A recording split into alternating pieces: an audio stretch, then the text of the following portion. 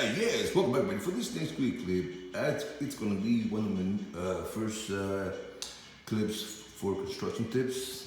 Construction hacks.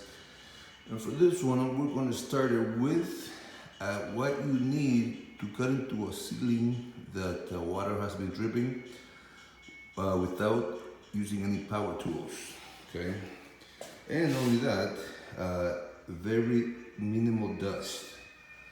Okay, for everybody that knows how hard, if you got a water leak and you got a water leak, so all you need is measuring tape, your job saw or a keyhole, your utility knife, and safety glasses. So that's number one right there.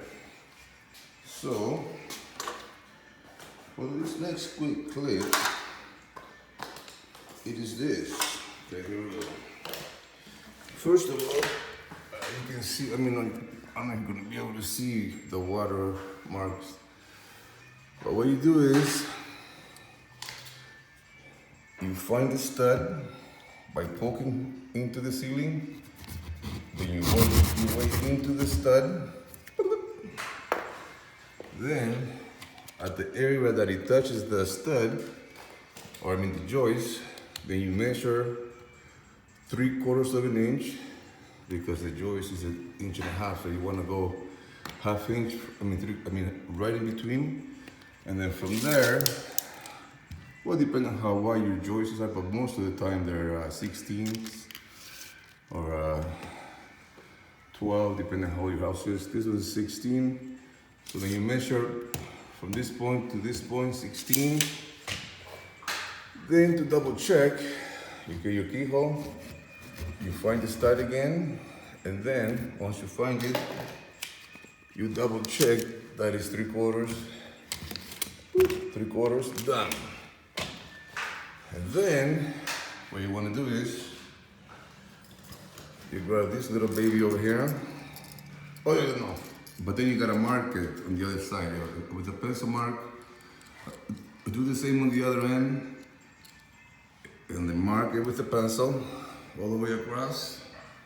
And then, after it's marked with the pencil on both sides, you get this little guy, and then you just cut into it, just to cut the paper.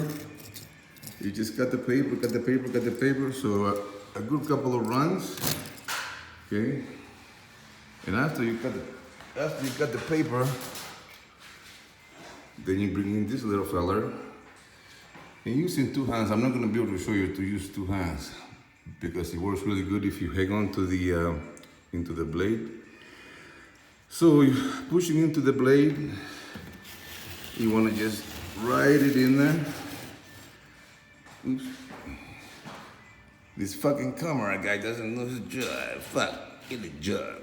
So then you just slide it in there. Usually good few, 4 or 5 times, adding a lot of pressure. Okay, adding a lot of pressure, get it in there. And I know you don't see the dust, but usually when you cut this with a router, there's fucking dust everywhere. And for people that are tired of eating dust, that's what you do. So you just cut into it 3 or 4 or 5 few times. And then it's ready to be ripped down. Just grab a little corner and just start ripping it off, and it comes off really nice. And then yes,